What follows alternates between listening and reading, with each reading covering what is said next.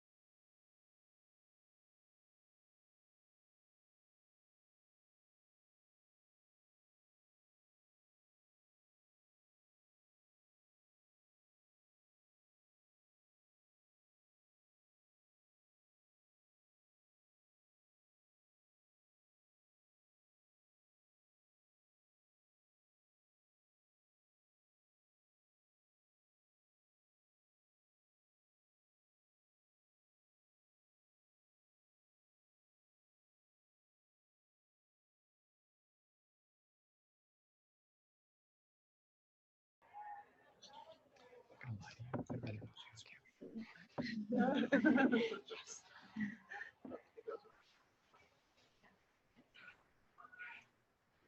are they all students like in the classroom? So they're all around the world. They're not singing.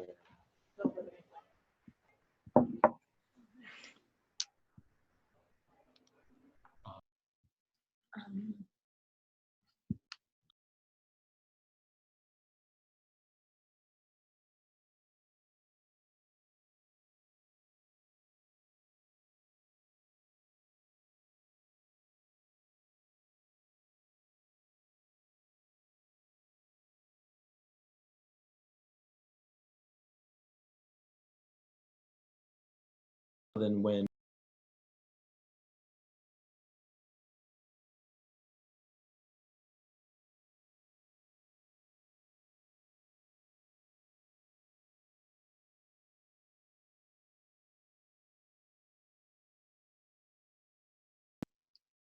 Okay.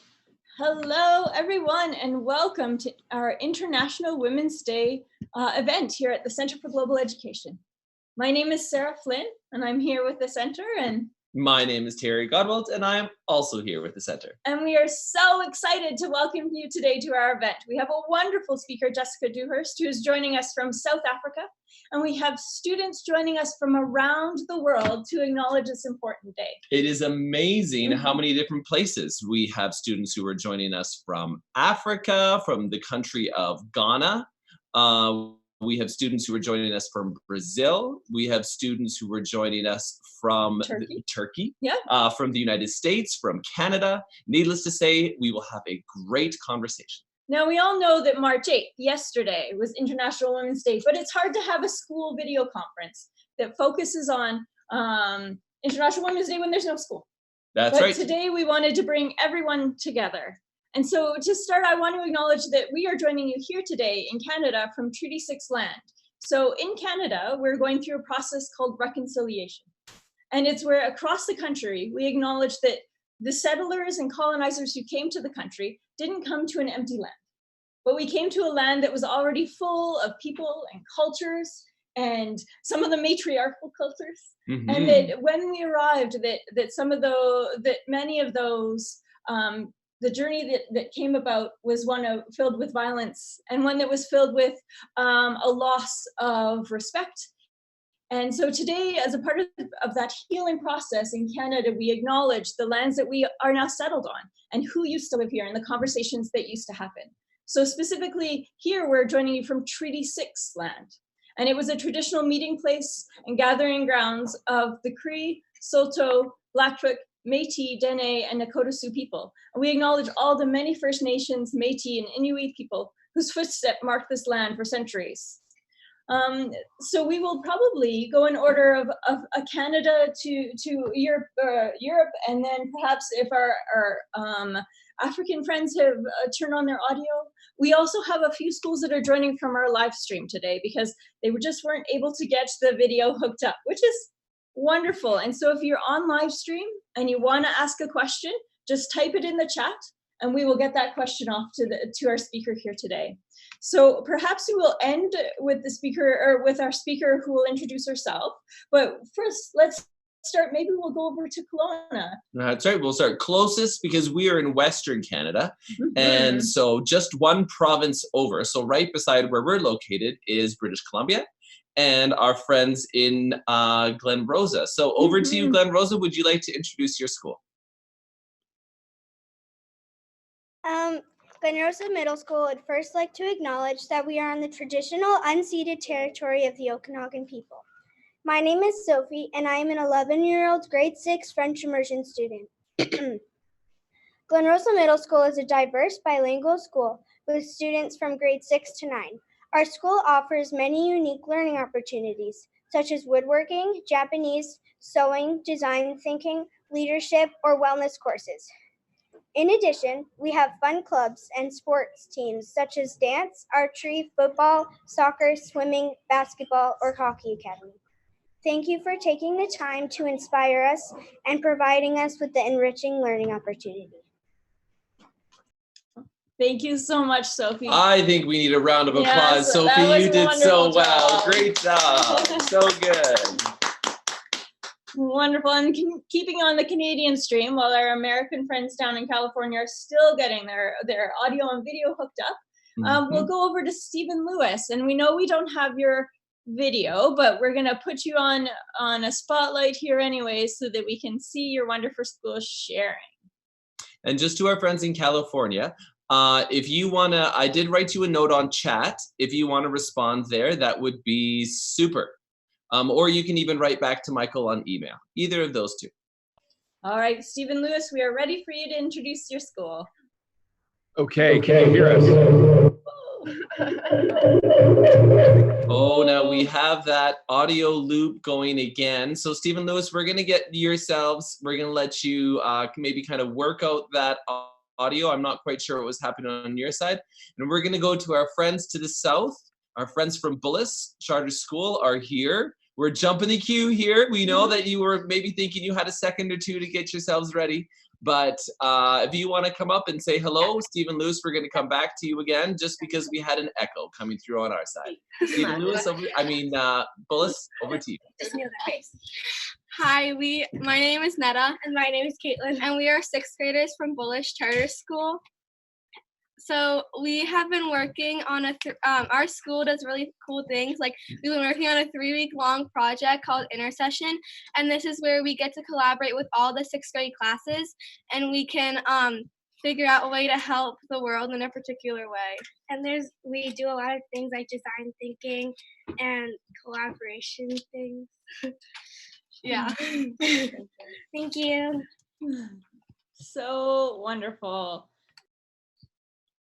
Thank you so much for joining us today. Another round of applause for a Yes, great that's introduction. right. Well Thank done, you for Bullis. coming, Bullis.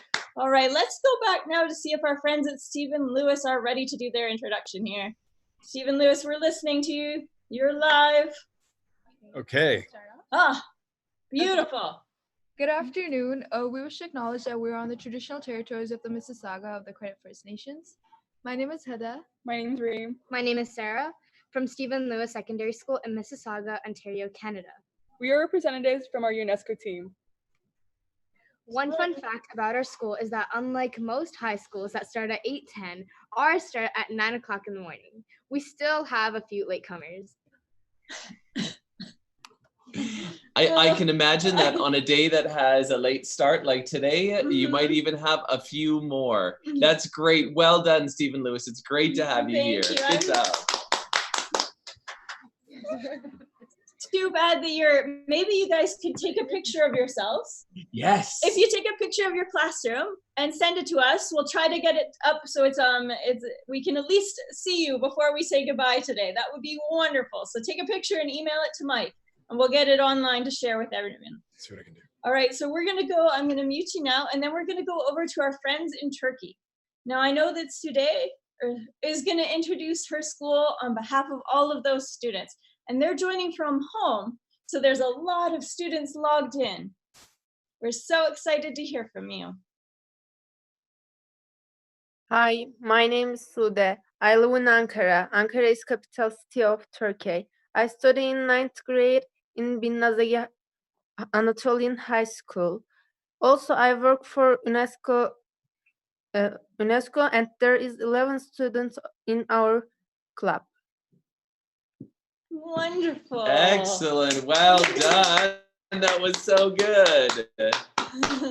So fantastic. Thank you so much for sharing about your school and the club. It's so wonderful to have a diverse representative of our attendees today, whether it be from Kenya or Ghana, Brazil, Ontario. We have our Canadians almost coast to coast in this country here. Wonderful. We're going to turn it over to our friend or our guest speaker today, Jessica, who's joining us all the way from South Africa to introduce herself and the wonderful work that her organization is doing in the country there. Jessica, thank you. Okay, hi everyone. Let me just see. Can I share my screen? Yes. Will it allow me? Okay. Let's see if this, can you see? Is it working? Yes. There we Looks go. great. Looks great. There we go. Okay, awesome. Well, very nice to meet you all. My name is Jess, and I'm from Cape Town, South Africa. And by profession, I am a human rights defender. So I work at an incredible organization called the Justice Desk. And I'm going to tell you a bit about the Justice Desk, but mostly I'm going to chat about the world today and quite a lot of kind of sad things in reference to how women are still treated today. But I'm going to be also showing really some awesome stories about work that we do to help women across South Central Africa. And then I'd hope that you guys can also share some things that your schools are doing to promote the rights of women in your classroom, in your school, in your community, everything like that. So yeah, in a nutshell, our organization was started in 2013. We are all young people. No one is over the age of 35. Which you probably think is quite old, but for me, that's still very young. Yeah, I mean, our youngest is 18. We have an incredible team across South Africa, Zambia, and Zimbabwe. And ultimately, what we believe and why we do what we do is we believe that by empowering ordinary people, so like me, like you, like the person next to you, every single person on the planet, by empowering them to understand but also defend their human rights, that they themselves will transform their own society in a sustainable way. So ultimately, we believe that in a community or in a school or in whatever situation you find yourself in, you're the expert as to what your issues are and also how to solve it. In countries like many countries in Africa, we've experienced hectic colonization. In South Africa, we also had apartheid. And ultimately what that was the white minority population of South Africa took control of the entire country and horrendously abused and violated the rights of people of color. And we are still experiencing a lot of the pain today and a lot of the kind of symptoms that are coming up from apartheid still today. But instead of relying on external people to fix those problems, we help people in communities to identify their own problems. We'll train them, we'll upskill them, we'll resource them, and they will lead their own change. So human rights for us is quite something that can be addressed holistically. So we do it through advocacy. So we are an advisor to the United Nations, and we do a lot of lobbying work in different parliaments. We do it through training, where we'll train absolutely anyone on any human rights and how you can be an activist in your community. We have an education department where we create African context-specific educational materials, because a lot of books that sometimes we get are very Eurocentric or very American, and it's about Susie and Johnny and their community, which is lovely, but our kids and community don't relate to Susie and Johnny and their community. So what we try to do is to talk about Mbile or Tabang, and in their community of Nyanga, in their languages as well, which is something that we're passionate about. We are also in 39 schools across the 3 countries, and we have incredible young people, kind of like you, as our ambassadors in those schools. And they are running a minimum of 12 human rights campaigns every year, those students. So that's quite cool. And then we have a community empowerment department, and they've run 15 programs that focus on specific issues. So some are gender-based violence, some are the rights of differently abled people, some are projects for young mothers, unemployed mothers. So it's a really wide range of projects that we focus on there. But ultimately, in a nutshell, because the Justice is quite big and what we do is really broad. So what I like to just say that we do is we empower and we support amazing people who are working to transform their communities. So we don't change lives, us and our team. The people that we support, we call them heroes. They're the ones that are changing lives. As an organization, we've been here for 6 years, and our impact so far, we've just hit 250,000 people whose lives have been impacted through our work. And again, I just want to emphasize that this was an organization that was started by a young person and is still run today by young people. So yeah, that's just a bit about us. So we're in the 39 schools in Zambia, Zimbabwe, and South Africa. Our online reach is over 5 million. We also have people from all around the world accessing our educational materials and things, which is quite nice. So just some information on our 3 countries. So South Africa, 60 million people. We have 11 languages. Imagine trying to do schoolwork in 11 languages, everyone. It's not easy. Mostly they speak Zulu. We have lots of cultural groups. isiXhosa, we have colored, Afrikaans, European descent. In Zambia, population is 17 million. They have 70 different languages that they speak, most commonly Bemba, and over 72 different ethnic groups, which is also quite interesting. Zimbabwe, 15 million people, 16 languages used, and the cultural groups that are most prominent is Shona and Ndebele. So that was just the general about the communities and the countries we work in, but I want to tell you about the side that interests us the most as human rights defenders. In South Africa, out of those 60 million, 3.7 million of those people are orphans. 8 million South Africans have HIV and AIDS. Our murder rate is 58 people per day.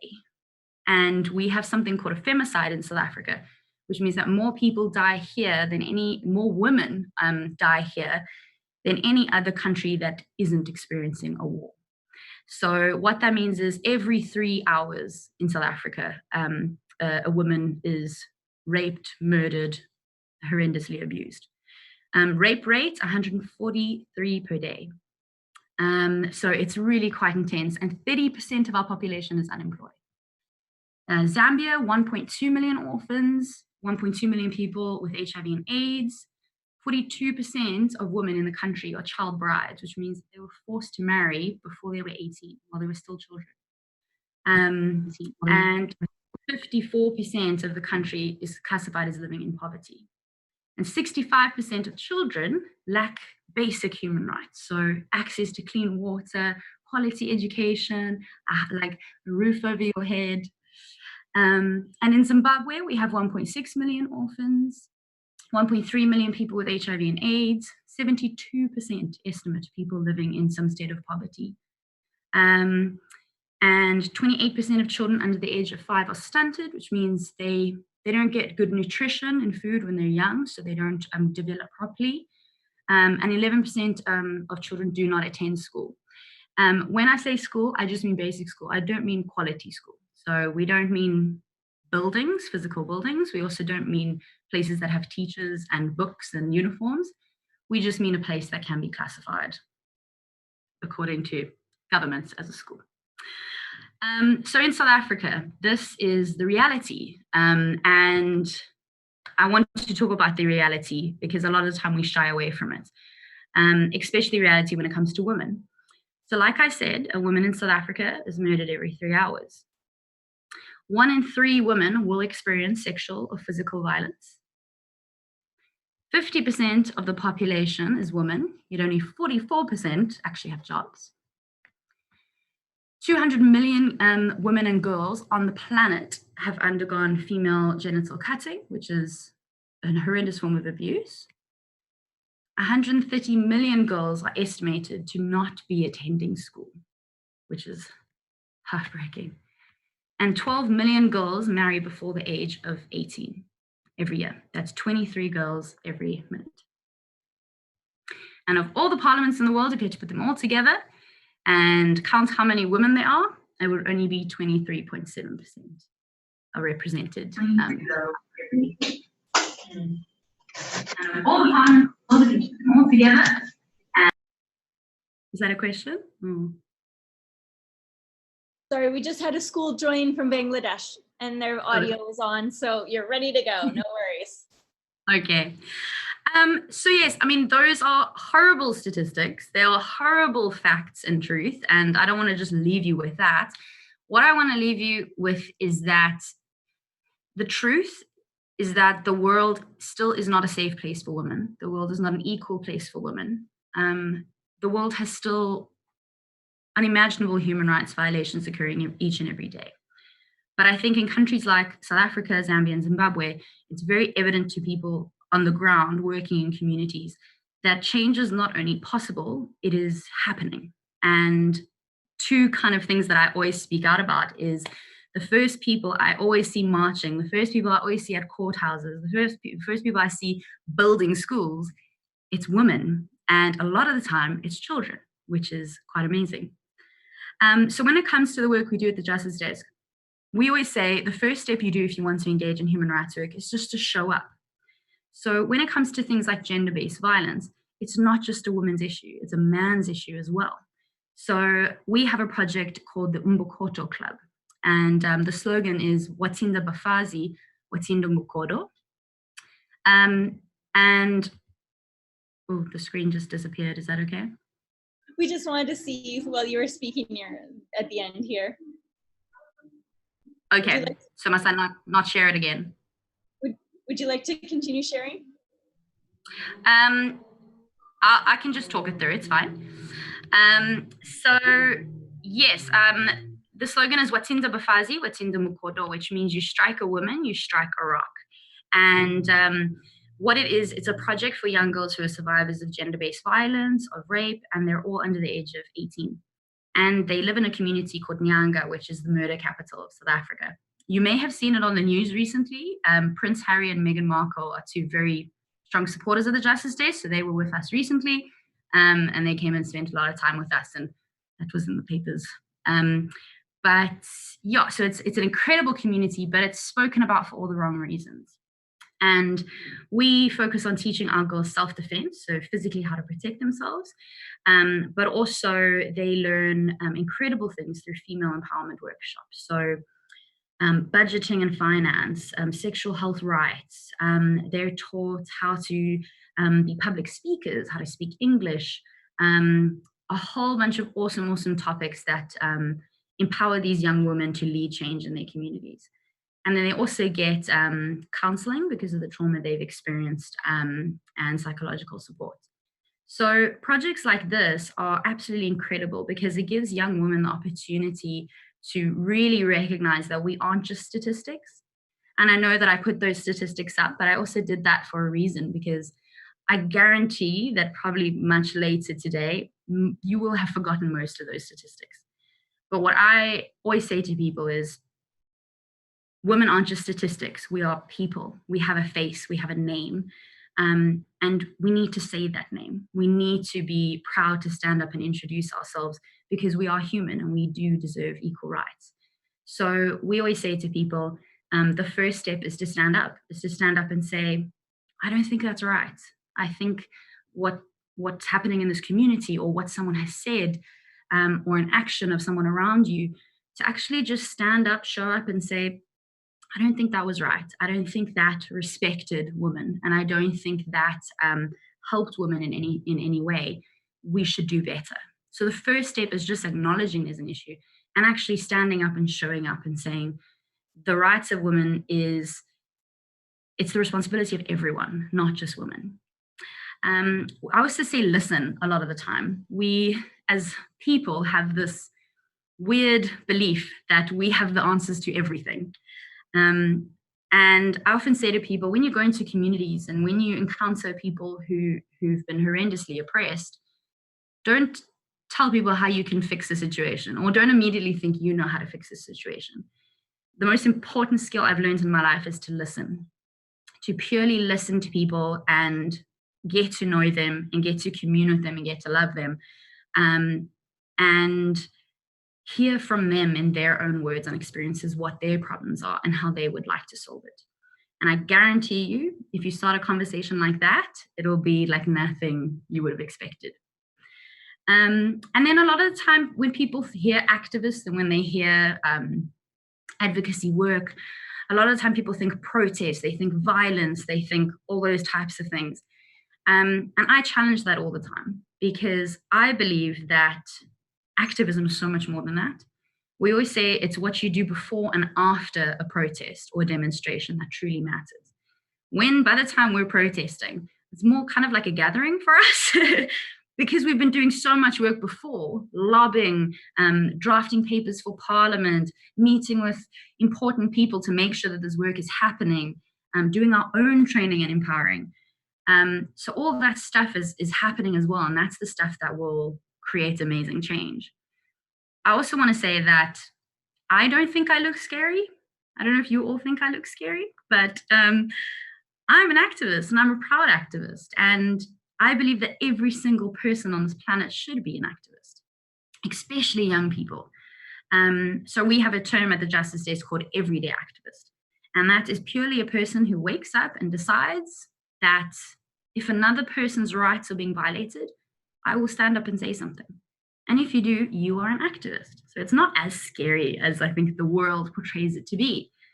But also I think if the world makes us scared of being an activist, a lot of people are less likely to engage in activism work, which means that kind of the big bad guy wins in that situation.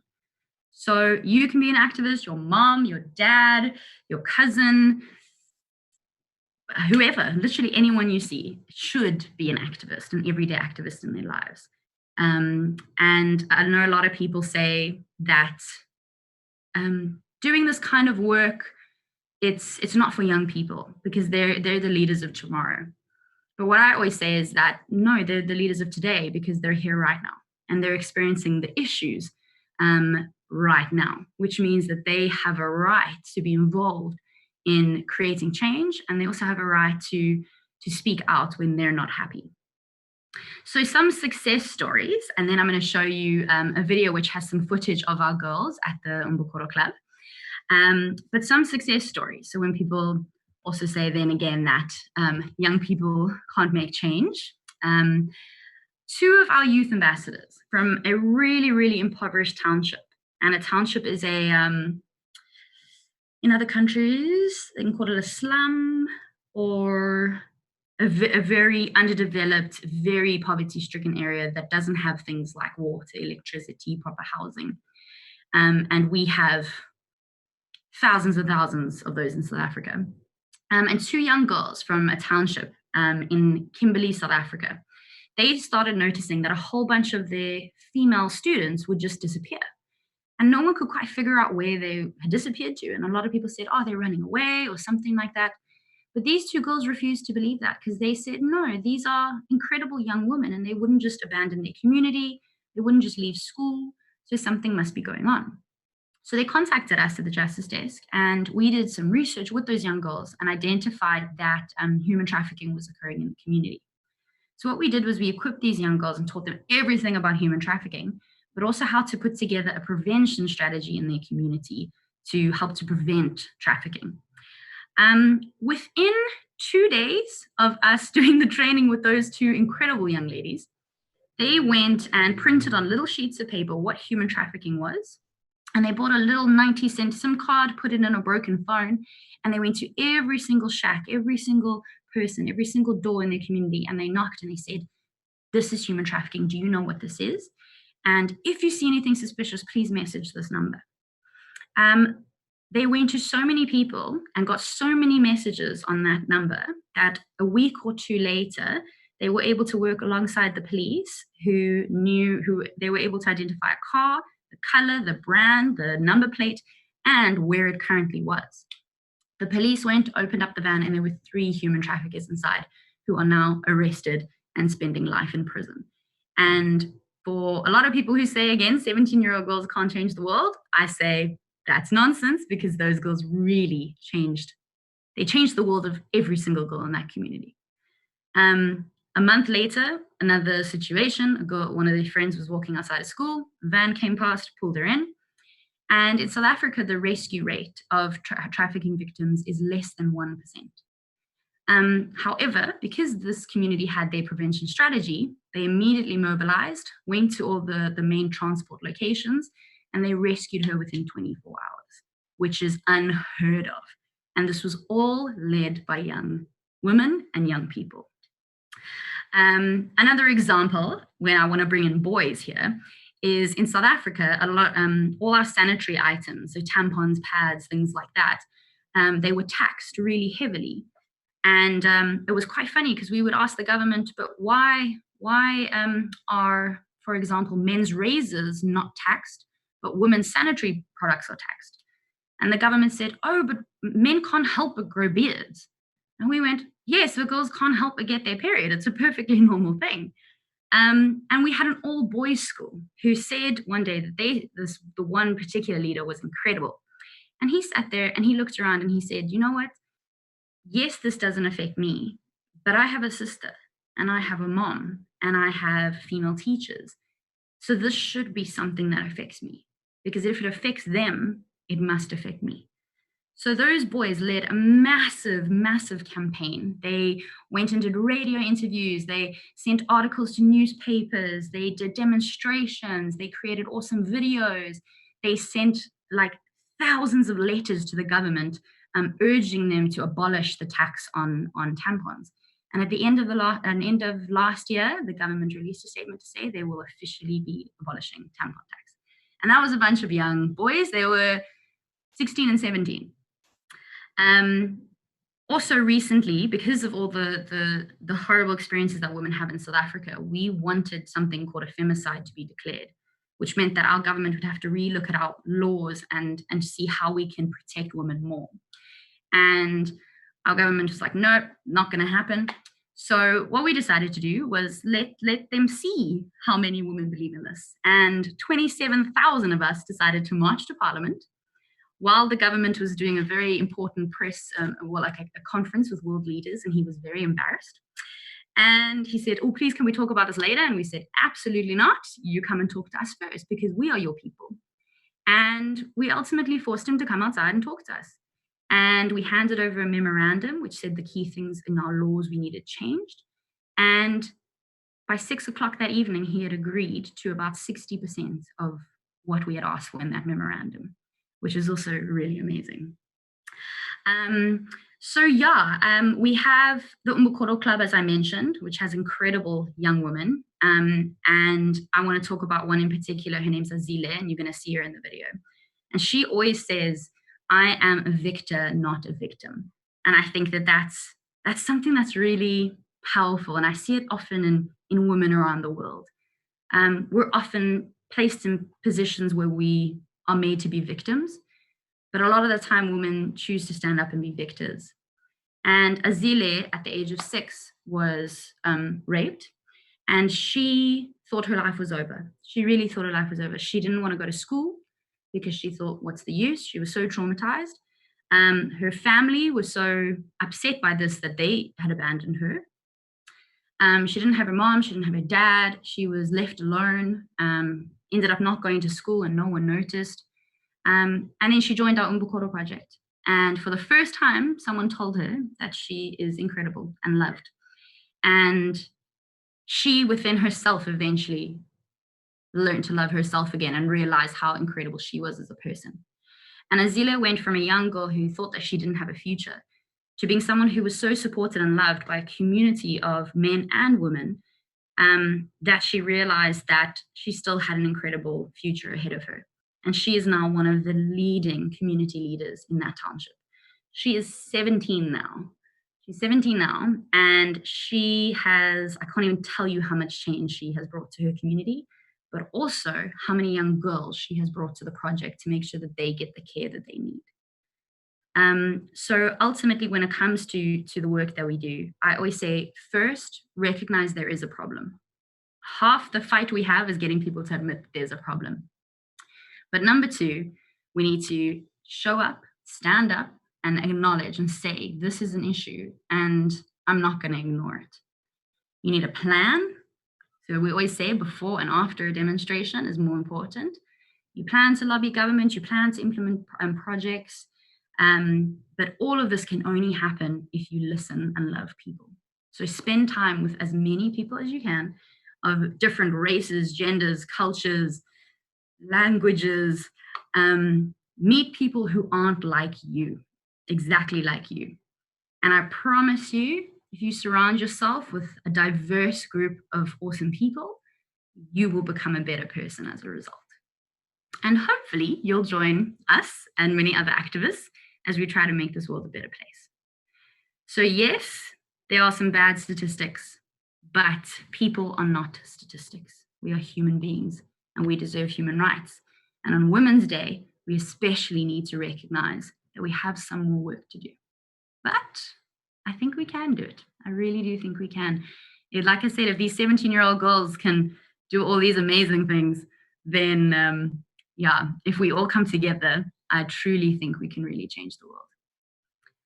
So yes, that's a bit about the Justice Desk. I think Mike is going to play the video. And then after that, you're welcome to ask me any questions you have. Wonderful. Mike's rolling it on now.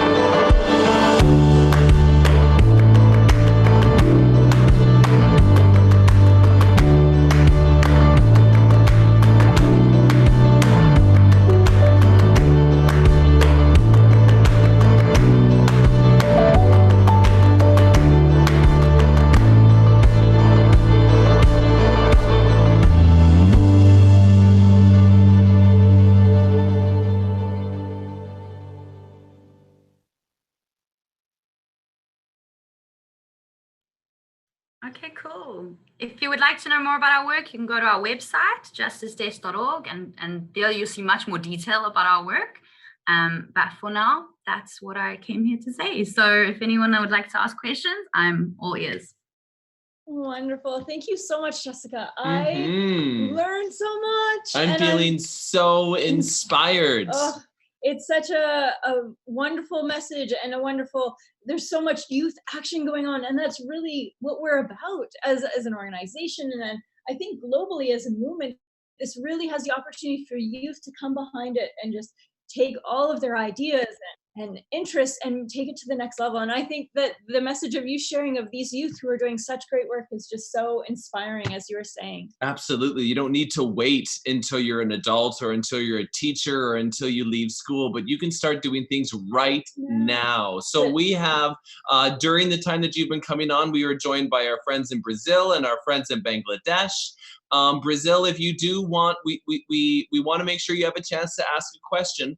So if you want to take a look at the chat window, we're going to work with you in the background to make sure that your questions are able to go live. But we have an order of questions we'll go through. We only have another 15 minutes, and so everybody has to keep their questions short, and and then we'll have everyone a chance to speak.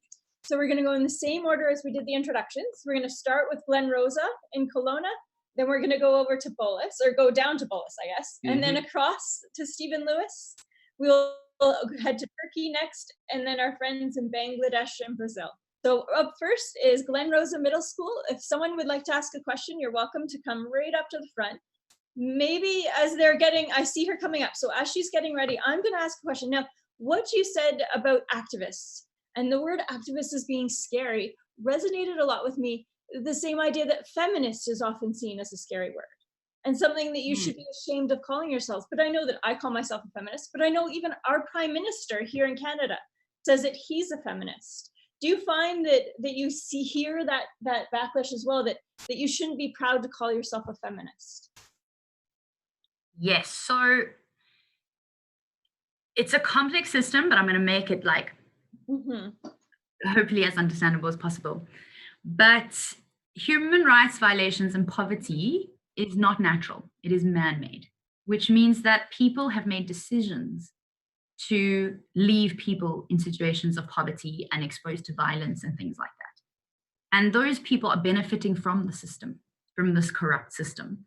So therefore, they don't want us to stand up against it, and they will do everything they can to stop you from standing up against it. And one of the main things they do is they try to make activism and anyone standing up for good, they try and make them look bad and scary and everything like that. And I always say to people, especially men who are worried about the term feminist, they'll say to me, Jessica, what does feminist mean? I'm like, well, feminist means you believe in equality. And that's it. It's not scary. But if a lot of people, they tend to take it and they'll spiral it and turn it into something it's not. And at the end of the day, an activist, a feminist, we're all just people who believe in equality and believe in human rights. And as long as you keep that in your heart and you know that is your truth, then ignore what other people say. Because at the end of the day, you know that you're on the right side of morality. You are working for good. And when people get scared, they tend to get very loud. So I like it, actually. When people come up to me and they like, oh, and they're being very loud, I'm like, yes, it means we can talk. Let's talk. So yeah. Thank you for that. I think it's okay to embrace these terms and to challenge. Let's do this. All right, Glen Rosa, over to you. How long has your program been up for? So we started in 2013. I got my first job in an NGO at the age of 14 years old. I started working and I studied a bunch of awesome stuff. I was blessed and privileged to go to school and university. And yeah, 2013 was when we officially started the Justice Desk. So 6-7-ish years now. Wonderful. And you've accomplished so much. When I was making the poster for this event, I was thinking, if I put the picture of her with Meghan Markle and Prince Harry, will that attract more schools? Because what you've been able to accomplish and the voice you've been able to champion alongside you has just been it's inspirational that they can gather all these people together to help support what you're working on. And I love the fact that you were 14. Yes. 14 years old when you were started. That's not even old enough to drive in Canada, but it is certainly old enough to make a difference. All right, over to you, Bolis, for your question. Hi, my name is Kendall, and one question that I had is, why did you decide to be an activist and focus on South Africa? Okay, first off, I really love your hoodie. I love it. It looks awesome. Peace and love. That's really cool. So I was born in South Africa. I'm South African. So this is my country. I am a very proud South African and I love my people. So that's why I chose South Africa. Zambia and Zimbabwe, I don't know, that just sort of happened. And we keep growing and more countries. We've actually trained up teams in Brazil, India, the UK, USA, like all over the world. But those 3 countries are kind of the ones that I'm like very focused on. But yeah, the reason why I started this work, two main reasons. The first is I'm a white South African. So what that means is in my country, because of our history, white people were always told that we are better, we are smarter, we have access to so much more than anyone who's not white. And that is absolute nonsense. But in my country, still today, a lot of people are treated horrendously because of the color of their skin. There's a lot of racism still there. Even though we have equality and democracy now, we still had very different starting points. So when I went to school, I could come home and ask my parents for help with my homework, or, go to bed and wake up and have breakfast and go to school. But a Black girl the same age as me, she couldn't go home and ask her parents for help with homework because her parents never went to school. Her parents' parents never went to school. Her parents' were never allowed to go to school. She couldn't sleep in a bed because there were 7 people in the family who had to share the one bed. So she doesn't get a restful night. And the next morning she was lucky if she got breakfast. But that girl and myself are competing for the same university, the same marks, the same everything, but we're not equal. We're still not equal. I still have more privilege than she does. And being a South African, I was really young and I was very angry when I was 14. I looked at my country and they call us the Rainbow Nation because we have so many different cultures and races. And we talked about how, we're in this together, transformation, freedom. But I wasn't seeing that in reality. And I think that's what really pushed me to say, if I was blessed enough to go to a school, to be educated, to have a family who supports me, then I need to use everything that I have in order to benefit the lives of other people. So there are a couple other reasons, but they're a long story, so I'm going to leave that. But ultimately, that's why I believe that if you have privilege and you have access to anything really, you should be sharing it and you should be helping others who don't have access to it. Thank you. Thank you so much for that answer. Again, and a great question. And a great really question. I love the fact that it gets to the heart of the matter, that we can change the world, and that is super important, but we also need to change where we are. We are in a place, we're in a school, we're in a town, we're in a country, and we need to keep that as a focus in the midst of our goals to change the world that we live in. And that change doesn't, as you were saying, like, we don't need to focus on changing someone else. We need to focus on changing us and changing our perspectives and thinking about how am I privileged and what can I do to make spaces so other people who are not privileged can be, but in my space, not somewhere else, not fixing somewhere else, but fixing myself and my community. I really loved that. Thank you.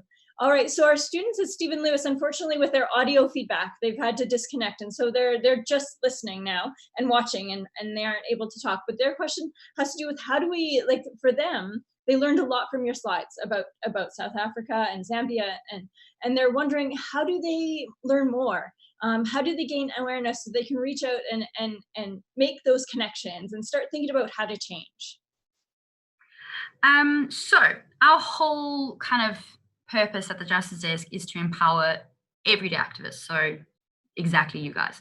So we have an entire education department that is happy to do Skype calls, trainings, anything that your school would need. We are super open to that.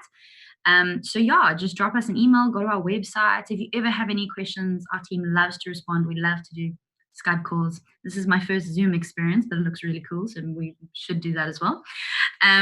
But also we do something really cool, which is called immersions, where schools from around the world send groups of about 15 teachers and some students to come visit us in our work and volunteer in our projects. And we host them for about 10 days. So if any of your schools would like to come visit, if you ever want to come to South Africa, we'd love to have you. So that's also something you can do. But all those details are on our website. Wonderful. So our next question is coming from Güney in Turkey. Over to you. Hi, actually, I wonder how can we protect the rights of women? Because in Turkey, there is still a lot of people, actually a lot of adults who doesn't believe in equality. And the funny thing that most of them are women. And when I talk about feminism, they always show a reason called religion. And when they said that, I cannot say anything against them because it is something actually dangerous. So I wonder, how can I protect the rights of women? That's a really cool question. That's awesome. Culture and religion is often used to justify really good stuff, but also sometimes not some great stuff. And I think as people today, and especially as young people, you must respect your elders, yes, and they have a lot of knowledge to share, and they have awesome experience to share. But you're growing up in a very different world to the world that they grew up in. And you have a responsibility to what we call critically think. So take information, but then look for information yourself elsewhere, and look into your heart and say, if I believe in human rights, which is that we are all equal, if I believe that it doesn't matter your gender or your skin color or your religion, it doesn't, at the end of the day, we're all human. So if we're human, we should be equal. And if you believe in that with your heart, like I do, then you'll know when something is right or wrong. Religion is particularly hard. I'm Catholic, which is like human rights violation. Oof, crazy. We have a lot of like women can't be priests. A lot of people think women need to stay home, just a whole bunch of stuff. But what I do is I work with people and I say, let's have conversations. Let's talk about this. Not to say people are wrong, but at the end of the day, we can never change if we don't talk about things, and if we don't gather together and share ideas and share our beliefs in a respectful way. I always say that you don't have to agree with someone. I say you shouldn't hate everyone you disagree with. So you can disagree with them and still love them as people and still want them to be happy and live a good life. But you can still disagree and be like, I don't agree with what you're saying, but you're a nice person. Or, I hope you live a happy life. But yeah, I would say look into your heart. If you believe in human rights, I kind of have that as like my own Bible, where I'm kind of like, if something violates human rights, if something ever tells me that one person is more important than another, then I know in my heart that that's not right. And I know that maybe in my own way, I can start having conversations with people who do believe that can maybe help them to realize as well that we can do better. But it is hard. Religion is hard. Culture is hard. And especially when adults don't think children can make a difference, that is very hard.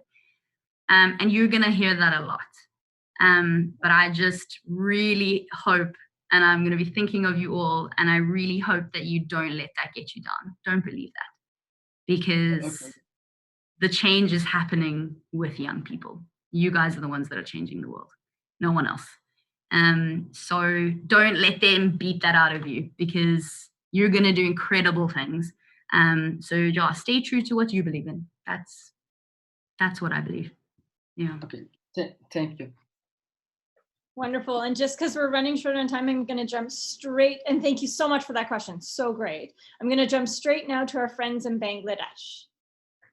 Over to you, Anisa. Hi, I'm Anisa Adiba from Bangladesh, and I'm here to talk about the rape culture in our country. Well, Bangladesh was a huge part of the Me Too movement by fighting for the victims of sexual assault.